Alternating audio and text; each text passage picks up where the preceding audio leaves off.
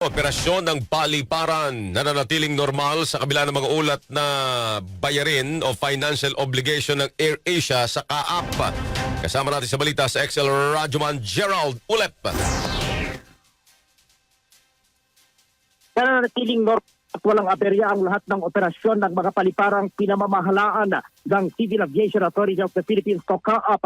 Ayon sa CAAP, patuloy itong nakikipag-ugnayan sa mga airline companies tinggil sa kanilang mga financial obligation upang matiyak ang pagsunod sa mga regulasyon at maayos na takbo ng operasyon ng mga paliparan. Binigyang din ng ahensya na anumang pagkakaantala o paghinto ng operasyon ng isang airline ay maaaring magdulot ng malaking epekto sa ekonomiya, pagkawalan ng trabaho at pagkaantala ng serbisyo para sa mga pasahero at kargamento. Dahil dito ang pagbabayad umano ang itinuturing na pinakamainam at praktikal na solusyon.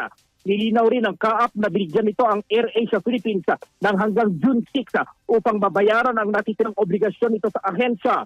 Ayon sa CAAP, matagal na nilang pinag-uusapan ng airline ang naturang usapin mula pa ng nakaraang taon.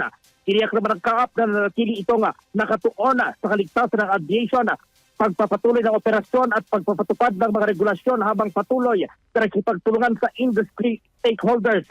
Una naglabas ng pahayag ang AirAsia at tiyak na nanatiling normal at tuloy-tuloy ang operasyon ng kanilang mga flight sa buong bansa sa kabila ng usapin hinggil sa kanilang utang at obligasyon sa CAAP. Kasama mo sa DZXL Armen Manila, Radyoman Gerald D. Ulep sa Pata, Armen.